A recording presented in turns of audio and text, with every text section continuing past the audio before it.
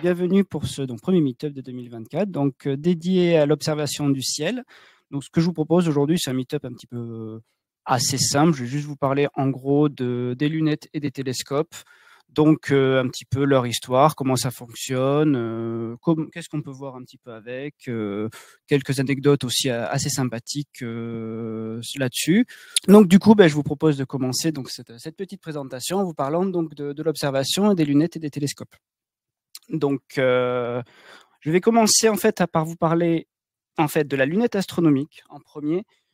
Tout simplement parce que historiquement, c'est elle qui est arrivée en premier. Hein. Donc, pour faire un petit point histoire sur le sujet, donc on ne sait pas trop qui l'a inventé en vrai, puisque les premières traces donc de la lunette astronomique remontent au XVIe siècle, en 1589.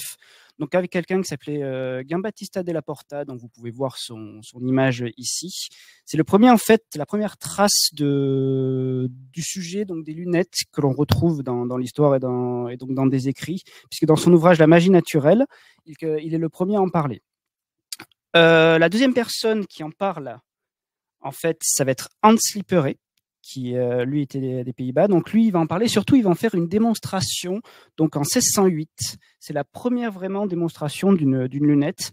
Alors à l'époque, en fait, ils appelaient ça, ça s'appelle toujours une lunette d'approche. Donc en vrai, si vous voyez des films un petit peu de pirates avec des longues vues, en gros, c'est l'idée. C'est une lunette d'approche parce que juste ça approche l'image que vous regardez. Et c'était le premier, c'est la première démonstration. Lunette d'approche d'ailleurs que vous pouvez fabriquer chez vous avec deux loupes. Hein. Il suffit juste de mettre deux loupes l'une devant l'autre et vous avez exactement ce système. C'est très simple. Donc forcément, un objet comme ça, c'est très intéressant. Il y a beaucoup de gens qui vont commencer à s'intéresser à son utilisation et notamment à la pointer vers le ciel pour commencer à observer les étoiles et ce qui se passe là-haut. Donc il va être utilisé pour faire des observations par plusieurs personnes. On peut citer Thomas Henriot et Christoph Scheiner, qui sont deux astronomes. Mais celui qu'on va surtout retenir, vous le connaissez, je pense tous, c'est Galilée, donc qui est italien, qui lui est connu justement pour ses observations, parce que lui, vers 1609, il va aussi commencer à observer les étoiles. Donc, il va construire sa propre lunette et aussi se mettre à observer les étoiles. La différence par rapport à ses prédécesseurs, c'est que Galilée, en fait, il va vraiment commencer les premières observations purement scientifiques. C'est-à-dire que, au lieu de faire un petit peu comme moi quand j'observe les étoiles et me dire « Ah, c'est beau, c'est joli et je passe une bonne soirée », lui, il va vraiment faire une observation scientifique dans le sens où il va vraiment noter ce qu'il observe, noter les phénomènes et les observer sur le temps long. Typiquement, il va observer donc des planètes, il va commencer à observer leur déplacement dans le ciel, donc commencer à calculer des trajectoires, observer les lunes et leur déplacement autour de Jupiter, typiquement, puisqu'on parle des 4 lunes galiléennes, c'est lui qui les a découvertes et qui a observé en fait aussi leur position, etc. Et donc, il commence donc à faire cette étude. Donc, on parle de lunettes, mais comment ça marche? Donc, alors, je vais faire des rappels, je pense, pour beaucoup, hein, puisque vous avez très certainement vu ça soit probablement au lycée ou ailleurs. La lunette, comme je vous disais, c'est très simple. C'est un tube, en fait, avec deux lentilles. La première donc, à l'avant du tube, c'est l'objectif. Et la deuxième, au fond, c'est l'oculaire. Et le fonctionnement est extrêmement simple. Vous avez votre objet devant. Vous avez les rayons lumineux qui rentrent dans le tube, qui sont donc déviés par l'objectif, et l'oculaire les redresse ensuite pour l'observateur derrière. Donc c'est un fonctionnement qui est tout simple et tellement simple qu'effectivement vous pouvez le reproduire chez vous avec deux loupes, ça fonctionne très très bien. Donc voilà. Petite chose intéressante sur la lunette, puisque le fonctionnement ça s'arrête là en fait. Je vais surtout vous parler de quelques lunettes remarquables en fait dans l'histoire. Donc la première, c'est celle-ci. Donc c'est la lunette de l'Observatoire de Paris, donc qui se trouve encore aujourd'hui dans la tour de l'Observatoire à la Sorbonne. Donc j'ai pris les quelques notes pour vous parler, puisque vous pouvez voir que c'est quand même une lunette assez importante en termes de taille, puisque oui, je vais faire la blague tout de suite, en astronomie et en observation astronomique, la taille, ça compte. Voilà, donc faites toutes les blagues et les pensées bizarres qui vous arrivent là-dessus sur des tubes de grosse taille, et puis voilà, mais c'est fait. Mais oui, donc la taille, ça compte, donc plus vous avez un instrument de grande taille, quand je dis grand, c'est surtout avec un grand diamètre, mieux vous pouvez observer. C'est pour ça que ce que je vais vous présenter aussi comme appareils remarquables, ce sont surtout des appareils très grands pour faire les meilleures observations possibles. Donc cette lunette, je disais, c'est une lunette de type Arago. Donc là, telle que vous la voyez, elle fait en fait 38 cm de diamètre, ce qui pour une lunette qui a été construite en 1854, ça commence à être assez intéressant. C'était la plus grande à l'époque, donc la plus grande lunette du monde. La deuxième, c'est celle de Nice, l'observatoire de Nice, toujours présente, qui existe toujours aujourd'hui. Donc elle date de 1888, elle fait 76 cm. Elle aussi la plus grande du monde à l'époque. Et vous pouvez voir d'ailleurs sur l'image en fait, la taille par rapport aux touristes qui visitent l'observatoire. Donc vous pouvez voir qu'elle est quand même d'une taille assez conséquente, notamment son support, qui est quand même assez important. Mais en termes de taille de lunettes, on est quand même loin du maximum, puisque j'en ai découvert une en préparant ce meet-up qui était très intéressante. C'est celle-ci, qui n'existe plus malheureusement. Donc je vous présente la grande lunette de l'exposition universelle de 1900 à Paris, qui était une lunette qui a été construite spécifiquement pour le public, pour le grand public lors de l'exposition universelle. Donc j'ai trouvé sur internet un petit schéma qui présente l'engin. Donc comme vous pouvez le voir sur le schéma, je vais essayer de me mettre de ce côté plutôt. C'était relativement grand puisqu'elle avait son propre pavillon lors de l'exposition universelle. Donc c'est voilà, donc c'était une lunette très grande qui faisait 60 mètres de long, donc placée à l'horizontale parce que il est impossible de mettre quelque chose d'aussi gros sur une monture en fait. Donc elle était placée à l'horizontale. Est-ce que vous pouvez voir en fait que je montre ici devant la lunette, il y avait ce que l'on appelle un sidérostat de Foucault. Donc c'était simplement un miroir qui était placé devant la lunette pour viser ce que l'on voulait observer, qui redirigeait les rayons vers les objectifs de la lunette, parce que si vous voyez sur l'image, elle en a deux, un pour les observations et l'autre était utilisé pour les photographies. Et pour les observations, vous pouvez voir sur le schéma du haut, en fait, c'était projeté dans une sorte de salle de cinéma où on projetait en fait ce qu'affichait la lunette au grand public. Voilà, et donc les lentilles, là, faisaient 1,25 m de diamètre, ce qui est, je crois, ce qui va être les plus grandes lentilles de lunettes qu'on ait jamais créées. La lunette est tellement grande qu'en bas à droite, vous pouvez voir que la mise au point, elle était montée sur rail pour la mise au point carrément, hein, parce que bon, à ce niveau-là, il n'y a plus moyen de moyenner. Et ce qui est dommage, c'est que cette lunette, en fait, alors elle n'a jamais vraiment été utilisée pour des observations scientifiques parce qu'elle n'était pas très pratique forcément à l'utilisation. Et en fait, la société qui l'opérait à la fin de l'exposition universelle a fait faillite, donc elle a été mise au rebut. Et seules ont été conservées en fait les lentilles qui se trouvent apparemment dans un grenier de l'Observatoire de Paris et le miroir du sidérostat qui se trouve aussi à l'Observatoire qui est exposé lui. Donc c'est les deux seuls éléments qu'on a conservés de cette lunette qui finalement restera probablement la plus grande du monde. Restera parce que les lunettes ont quelques inconvénients. Notamment fabriquer une grande lentille, c'est difficile et cher. Pour ceux qui ont des lunettes, il y en a quelques-uns autour de la table ici. Vous êtes peut-être plusieurs en ligne aussi, comme moi. Quand on fait vos verres de lunettes, ça coûte cher. Imaginez une lentille de verre de plus de 1 mètre de diamètre, ce que ça coûte. Ensuite, les lentilles aussi produisent des aberrations chromatiques, puisque comme elles sont pas planes, sur votre bordure de champ, en fait, vous allez avoir des aberrations qu'on appelle de coma, c'est-à-dire que l'image va être déformée, les étoiles vont typiquement apparaître comme des comètes. Donc bon, pour l'observation amateur, c'est sympathique, mais pour l'observation scientifique, c'est un petit peu gênant. Et enfin, donc puisque je vais basculer dessus, je vais vous parler des télescopes. Un télescope, en fait, à performance égale, il va être plus compact. Donc ça va être quand même beaucoup plus pratique, soit comme pour moi qui ai un télescope à transporter et à utiliser au quotidien, soit en termes d'installation, pour des télescopes de taille comparable à celle de Nice, donc de la lunette de Nice, soit vous aurez un télescope plus puissant, soit vous aurez besoin d'une installation moins grande, forcément. Donc je vais parler maintenant des télescopes, donc le deuxième type d'outils pour observer. Donc ils sont arrivés un petit peu plus tard que les lunettes. La première mention qui en est faite, c'est à James Gregory qu'on la doit, c'est un mathématicien écossais.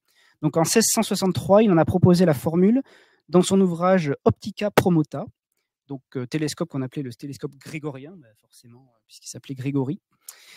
Mais le premier vrai exemple de télescope physique en fait, et utilisé que l'on connaît dans l'histoire, on le doit à quelqu'un que vous connaissez forcément, on le doit à Isaac Newton. qui a lui construit les premiers exemplaires de télescopes. Donc le premier qu'on a, a été construit a priori en 1668. Et le modèle qu'il a construit, en fait, il a légèrement modifié le modèle de Grégori et pour créer ce que l'on appelle le télescope donc de Newton, que je vais vous présenter. Puisque les télescopes, en fait, contrairement aux lunettes, il y a plusieurs types où leur fonctionnement diffère légèrement. Donc celui que je vous présente à l'écran, alors ils ont une forme à peu près identique, mais ils ont en fait les composants à l'intérieur sont légèrement différents. Donc pour le télescope donc de ce cher Isaac, donc le télescope de Newton, vous avez toujours un objectif et un oculaire. Donc la différence avec la lunette, c'est que l'oculaire, c'est toujours une lentille devant laquelle vous allez mettre votre œil pour observer, mais cette fois l'objectif, ce n'est plus une lentille, c'est un miroir. Et dans le cadre du télescope de Newton, c'est un miroir concave sphérique. Et donc le fonctionnement reste quand même assez simple en fait. La lumière rentre dans votre tube et vient frapper le miroir qui se trouve au fond. Le miroir va réfléchir la lumière sur un deuxième petit miroir qui est juste plat, qui se trouve devant. Lui, son seul rôle, c'est simplement de réorienter les rayons lumineux vers l'oculaire qui, lui, va redresser l'image pour que vous puissiez la voir. Donc c'est un système qui est très simple, que l'on trouve encore aujourd'hui. Mon propre télescope personnel qui me permet de me faire plaisir, c'est un Newton. Il est tout simple, donc il est simple et assez abordable. Par contre, il a deux problèmes. Il a aussi une aberration de coma en bordure de champ, puisque son miroir n'étant pas plat, quand vous regardez au bord de votre image, en fait, vous allez avoir aussi des aberrations et d'étirements. Et le deuxième problème, c'est que le deuxième miroir, si je ne l'ai pas représenté ici, en fait, il est tenu dans le tube par ce qu'on appelle une araignée. C'est juste une sorte de croix en métal ou en plastique. Et cette croix, elle se voit sur les images. Si vous voyez des photos du ciel avec des étoiles, vous avez souvent vu ces étoiles qui sont assez jolies là justement qui sont en croix brillantes, etc. Ben, c'est parce que c'est l'araignée du télescope de Newton qui fait cette image là et qui étire la lumière. Alors c'est très joli sur une photo. Quand vous essayez de faire des observations scientifiques de l'étoile en question, c'est pas top. Donc c'est pour ça qu'on a créé d'autres types de télescopes pour améliorer ce principe, notamment le télescope dit Smith-Cassegrain, pardon pour la prononciation. Donc tout d'abord, alors c'est non composé parce qu'il y a deux évolutions ici. Le Cassegrain, c'est juste, on a changé le miroir. Donc lui, cette fois, j'ai noté, il est concave et parabolique, et le secondaire est hyperbolique. C'est pour ça que je l'ai pas mis plat. Il est plus compact, donc, et il a la particularité d'avoir l'oculaire dans un trou à travers le miroir. Donc cette fois-ci, les rayons font ce trajet-là, ils sont réfléchis par le miroir primaire, reviennent sur le miroir secondaire et sont ensuite redressés par l'oculaire devant les yeux de l'utilisateur. Enfin, l'œil de l'utilisateur, si vous n'en utilisez qu'un seul quand même. Le problème ici, c'est que le miroir, s'il est plus compact, le miroir parabolique crée là aussi des déformations de coma. Donc c'est pour ça qu'en fait, on a créé le Smith-Cassegrain. En fait, on a repris un miroir plus simple, qui est sphérique et donc plus facile et moins coûteux à fabriquer, mais pour corriger en fait les aberrations de miroir sphérique qui vont être aussi un peu problématiques, on a mis devant ce qu'on appelle une lame de Schmitt. Donc c'est ce trait bleu que j'ai représenté ici sur le schéma. C'est juste une lame de verre qui juste va corriger en fait les défauts du miroir sphérique. Comme le miroir en fait va être sphérique, va être assez uniforme, on peut assez facilement le corriger avec une lame de verre.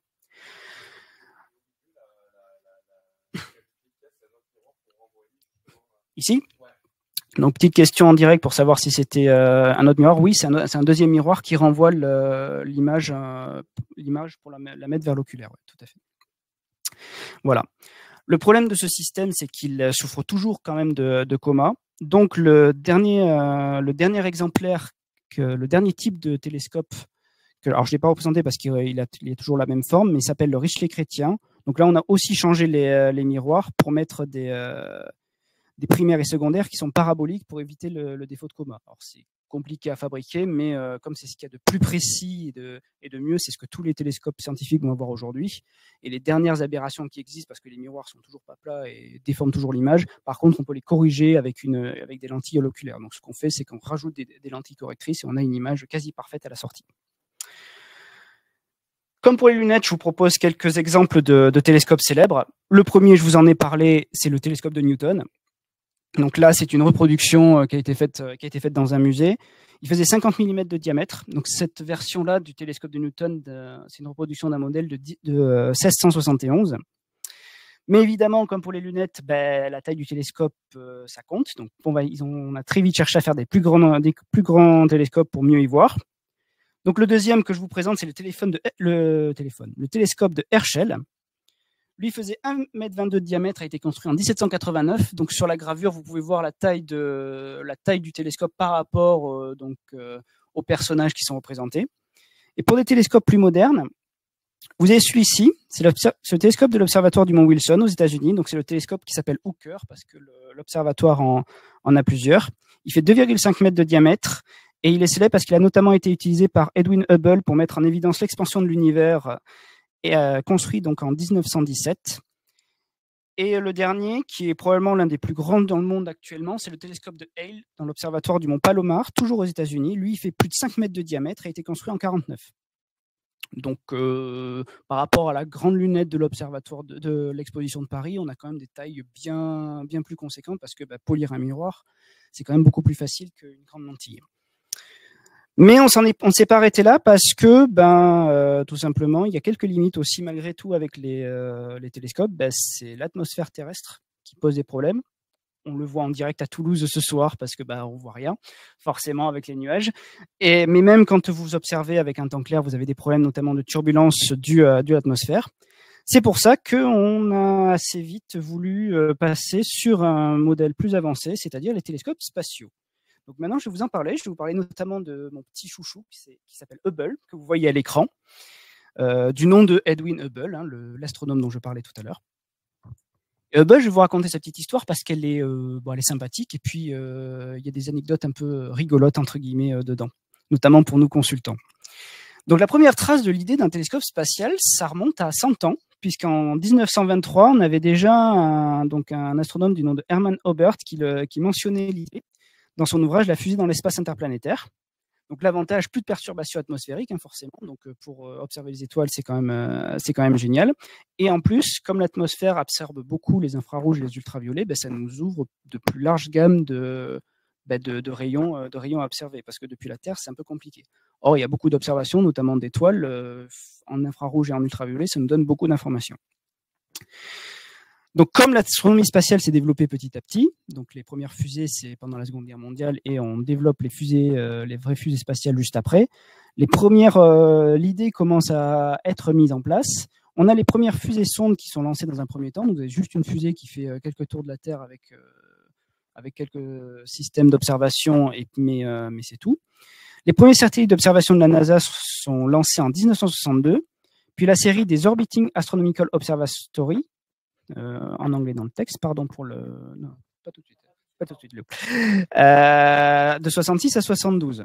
Donc, comme les résultats sont convaincants, donc on se décide de lancer une véritable plateforme d'observation qui soit vraiment, je vais dire, à l'échelle et sur le long terme.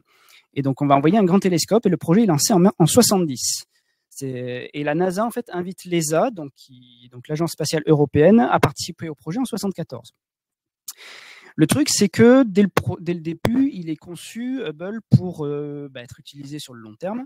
Donc, il va être conçu en parallèle de la navette spatiale américaine, parce qu'il va être prévu pour être en fait lancé et réparé et maintenu par des missions de la navette spatiale. Donc, comme il est prévu pour être maintenu par la navette spatiale, il va falloir mettre en place, prévoir tout ça. Et donc, il est prévu avec des systèmes qui sont accessibles et simples à manipuler, puisque un astronaute dans l'espace, avec sa grosse combinaison spatiale et ses gros gants, il est un peu pâteau. Donc, Hubble est entièrement prévu pour avoir des trappes accessibles depuis l'extérieur et facilement manipulables par les astronautes. D'ailleurs, sur la photo, on peut remarquer des petites poignées pour pouvoir se balader à sa surface. Et d'ailleurs, le projet de Hubble a permis de mettre au point tous les procédés d'entretien et de manipulation de satellites dans l'espace, puisque on ne l'avait pas encore fait à l'époque, on était allé sur la Lune, mais entretenir des satellites et intervenir dans l'espace en sortie extravéhiculaire, on le faisait assez peu à ce moment-là. Donc c'est Hubble, avec la navette spatiale, qui a permis de mettre toutes ces procédures en place. Et là où ce projet est intéressant pour nous aussi au quotidien, c'est que quand vous êtes consultant, vous connaissez les projets qui ont des problèmes de planning, des problèmes de budget, de qualité. Hubble, il a tout connu. Donc, c'est assez marrant de voir que, il y a eu des grands exemples de projets où il n'y a pas que nous, on n'est pas tout seul. Voilà, donc c'est assez intéressant. Donc pour le planning, donc dès le début, forcément, le projet prend du retard hein, parce que si vous suivez l'actualité spatiale, la mission de retour sur la Lune a pris 1 an de retard direct là ces derniers jours. Donc, mais ça date pas d'hier. Hubble aussi avait pris du retard, notamment pour la partie optique, parce que donc c'est un télescope de type Cassegrain que je vous présentais tout à l'heure.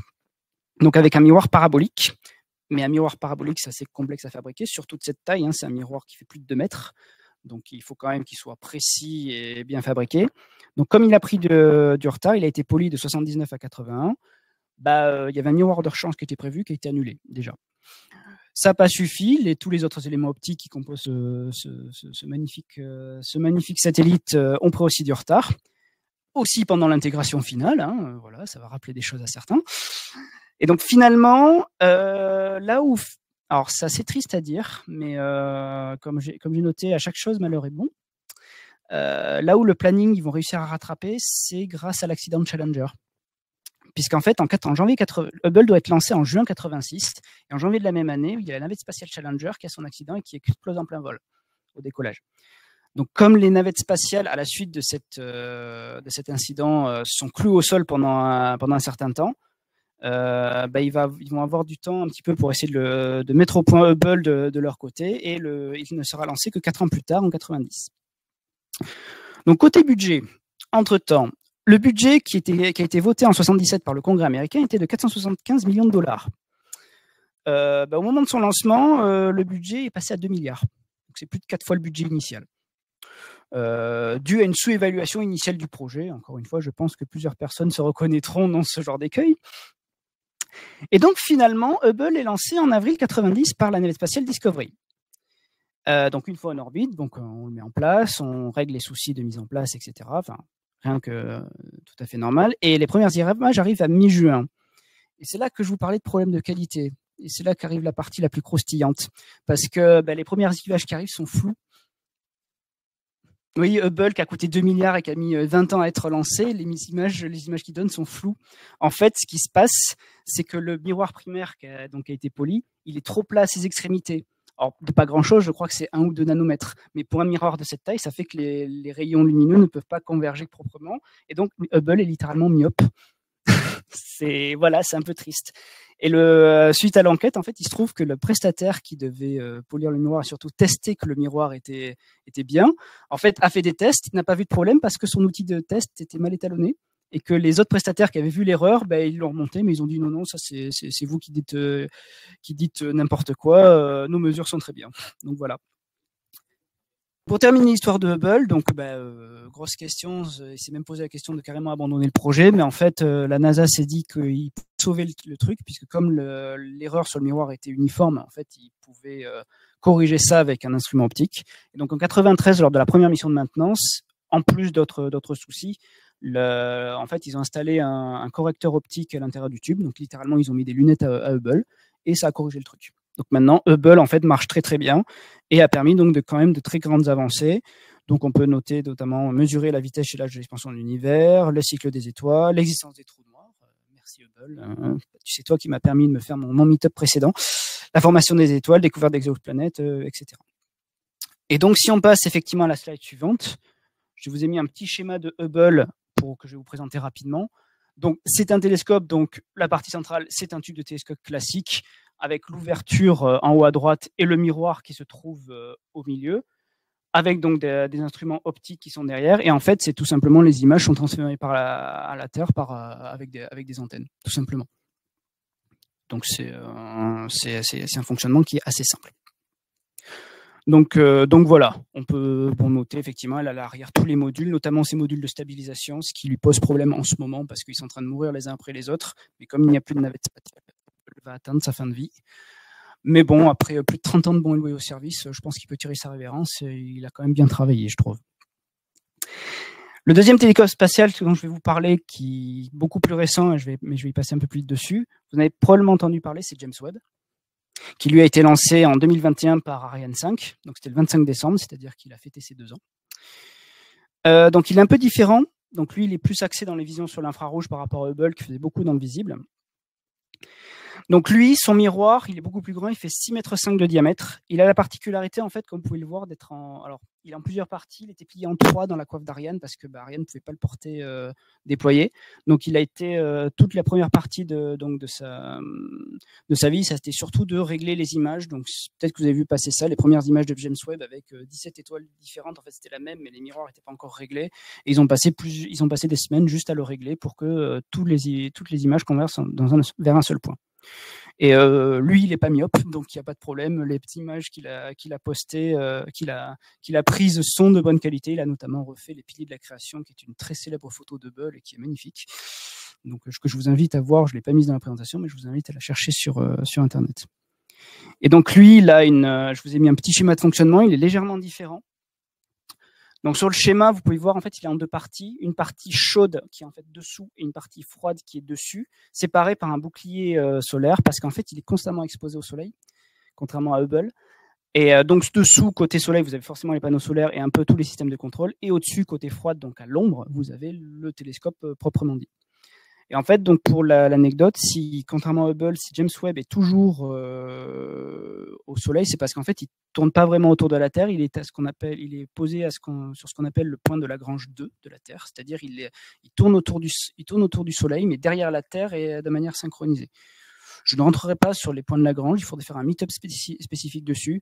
Mais en gros, dites-vous qu'il est en permanence derrière la Terre par rapport au Soleil, mais suffisamment loin pour être toujours exposé au Soleil. Donc voilà, c'est juste sa petite particularité. Donc tout ça c'est très bien, mais qu'est-ce qu'on peut observer, qu'on aurait pu espérer observer nous à Toulouse ce soir? C'est pas le cas. Donc je vous propose de faire un petit tour effectivement de ce qu'il est possible d'observer, du moins nous en tant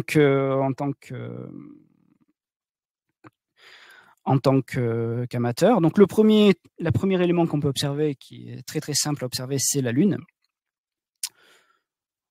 Donc la Lune que voici, je pense que vous la connaissez tous, hein, du moins sa face visible. Donc la première chose qu'on peut observer, ce sont les mers de la Lune. Donc pour la petite histoire, c'est parce que quand on observait la Lune à l'œil nu, il y a des siècles, toutes les régions sombres, on pensait que c'était comme sur Terre, des mers, des océans. Donc c'est pour ça on leur a donné des noms de mers et d'océans. Donc ce sont en fait des coulées de lave qui sont plus sombres, mais on leur a regardé ce nom-là. Donc vous pouvez voir les principales que vous voyez ici.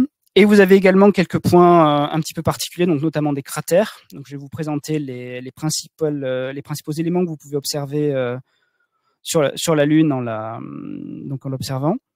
Donc notamment au niveau des cratères, voilà, le premier, donc celui-ci s'appelle Tycho. Vous pouvez assez facilement le voir en bas de la Lune avec notamment tous ces rayons d'éjecta, donc tous les rayons blancs qui partent du cratère. Toujours en termes de cratères, celui-ci c'est Copernic, assez visible aussi. À côté, vous avez Kepler. Petit truc intéressant, ceci c'est une chaîne de montagnes qu'on appelle les Apennins, parce que il y a aussi des montagnes sur la Lune et elles portent le nom de montagnes sur Terre. Je crois qu'il y a aussi l'Oural par exemple sur la Lune, parce que on leur a redonné le nom de chaîne de montagnes terrestres. Ici vous avez Théophilus, qui est un autre cratère. Il n'est pas trop visible, mais je vous l'ai mis parce qu'il n'est pas très loin d'un point qui est assez intéressant. Si vous pouvez voir, c'est ce petit point lumineux au-dessus du cratère, puisque c'est tout simplement le site d'alunissage d'Apollo 11. Donc quand vous observez la Lune, c'est là que Buzz Aldrin et Neil Armstrong ont marché pour la première fois sur la Lune. Voilà, pour la petite anecdote aussi. Donc ensuite, on peut observer des planètes avec les télescopes. Donc, alors, ici, je fais une petite parenthèse. À partir de là, je vais vous présenter ce que l'on voit, un peu ce que nous, on aurait pu voir, par exemple, avec notre télescope donc à Pêche-David, à Toulouse, avec un télescope amateur.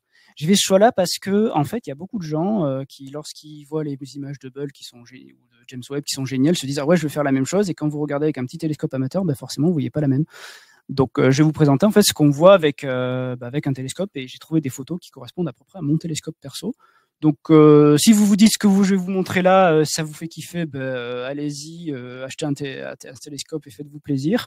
Mais si vous trouvez que c'est pas forcément top, juste peut-être évitez d'investir, vous risquez d'être déçu en fait.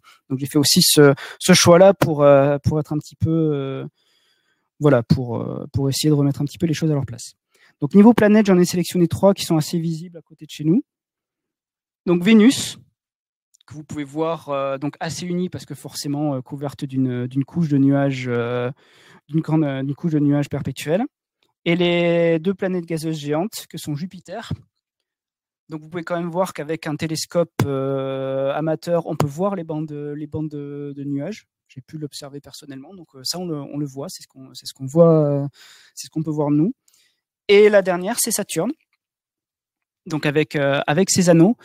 Et alors on ne le voit pas sur la photo, mais sur les photos, mais pour Saturne et Jupiter, on voit comme Galilée les lunes. Donc Jupiter, j'ai déjà pu observer Jupiter et observer les 4 lunes galiléennes autour. Et pour Saturne, j'ai pu observer Titan aussi. Donc vous voyez un petit point brillant autour, c'est sa lune, c'est Titan qui est la lune la plus grande, qui est d'une taille à peu près comparable à la nôtre lune et que l'on peut voir aussi en direct. Et moi, j'avoue que la première fois que j'ai vu Saturne avec ses anneaux en vrai, même si c'était une petite image comme ça, oui, ça m'a fait quelque chose, quoi. C'était quand même assez incroyable. Voilà. Et l'autre point, le dernier point que l'on peut observer qui est très intéressant pour nous, c'est ce que l'on appelle les objets de Messier. Alors les objets de Messier, c'est quoi? Donc je vais refaire un petit peu d'histoire pour vous parler de Charles Messier, qui est donc un astronome français, lui, du 18e, 19e siècle. Donc pour la petite histoire, en fait, Charles Messier, de base, c'est un chasseur de comètes. Il se passe qu'en 1759, il y a la comète de Halley qui doit faire son retour. En fait, en 1705, Edmond Halley, qui était donc aussi un grand astronome, avait remarqué qu'il y avait donc des comètes qui étaient répertoriées dans les livres d'histoire qui revenaient quand même de manière assez régulière. Et donc il s'est dit, en fait, ces comètes, je pense que c'est la même qui revient de manière cyclique, parce qu'avec les dernières avancées, donc les lois de Newton, etc., il s'est dit, en fait, je pense que c'est une comète qui a une orbite et qui revient cycliquement. Et donc il prévoit qu'elle va revenir donc en 1759. Et notre ami Charles, il est passionné par les comètes et il aimerait bien être celui qui observe en premier le retour de la comète de Halley. Ce serait quand même stylé et il laisserait son nom dans les livres d'histoire. Donc il pointe lui aussi son, alors, je sais pas si c'était une lunette ou un télescope, mais un télescope vers le ciel et il observe. Et il trouve quelque chose. Donc pendant quelques jours, il va observer donc ce qu'il a découvert parce qu'il faut quand même confirmer. Mais en fait, il se trouve que l'objet qu'il a découvert, en fait, ne bouge pas dans le ciel. C'est parce qu'une comète doit forcément bouger, avoir une trajectoire précise. Et ce qu'il trouve, non, ça ne bouge pas. Donc ça ne peut pas être une comète. Dommage. Donc il reprend ses recherches, mais il se fera damner le pion. Il ne sera pas le premier à découvrir la comète de Halley. Bon, il en découvrira d'autres des comètes. Je crois qu'il en a découvert plus d'une vingtaine dans sa carrière. Mais le truc qui est intéressant dans cette histoire, c'est que plusieurs fois dans sa carrière, Charles, il va tomber sur d'autres objets qu'il va observer et qui ne seront pas des comètes. Et comme Charles, il est intelligent, soyez comme Charles, soyez intelligent, il se dit, pour éviter de me faire avoir plusieurs fois d'affilée, je vais noter les coordonnées des objets que je découvre dans le ciel parce qu'en plus, ils sont immobiles. Et comme ça, je ne me ferai plus avoir parce que je sais qu'ils sont là et ça ne me posera plus de problème. Et un jour, donc en 1774, pour la première fois, cette liste, il décide d'en faire un catalogue et de la publier. Et en fait, c'est ce qu'on appelle le catalogue des objets de Messier. Donc, aujourd'hui, il a été un petit peu enrichi, mais en fait, ce sont 110 objets dits du ciel profond, c'est-à-dire pas le Soleil, pas la Lune et pas les planètes, qui en fait sont facilement observables, sont remarquables parce que Charles les observait à son époque avec le matériel dont il disposait, qui correspond à peu près à notre matériel d'amateur. Et donc, c'est intéressant parce que, comme il était français en plus, ce sont des objets qu'on peut facilement observer en amateur depuis la France métropolitaine. Et donc, je vous propose de vous montrer quelques-uns des plus remarquables. Donc, alors, si vous les cherchez, ils sont avec l'abréviation M et un numéro, forcément. Je vous conseille plutôt de taper Messier le numéro, parce que si vous tapez M1, M42 sur Google, vous risquez d'avoir d'autres choses. Donc, le premier objet qu'il a confondu avec la comète, c'est la nébuleuse du Crabe. Donc, c'est ça. Donc, ça, c'est aussi ce que vous voyez avec un télescope comme le mien, encore une fois. M42, la nébuleuse d'Orion, qu'on espérait voir ce soir, mais c'est raté encore une fois. M45, l'amas d'étoiles dites des Pléiades, qui se voit très bien avec un télescope, ça j'ai pu l'observer, c'est très sympathique. Vous pouvez même le voir à l'œil nu, celui-là, alors vous ne voyez pas les étoiles distinctement, mais il se voit assez facilement. Et je vous ai mis la nébuleuse de la Lyre, que j'ai réussi à voir, et c'est littéralement ce que vous voyez, un petit rond de fumée dans un télescope. Donc voilà, assez difficile, je me suis arraché les yeux pour la voir celle-là, mais voilà. Donc voilà des exemples des objets de Messier que vous pouvez voir à travers un télescope amateur. bon, comme j'ai quand même envie de mettre des étoiles dans les yeux des gens, je vous propose de voir ce que c'est, et pour vous montrer la différence, de voir les images que Hubble, par exemple, peut vous donner des mêmes objets. Ça donne ça. Voilà. Allez, c'est pas tout à fait la même. Voilà.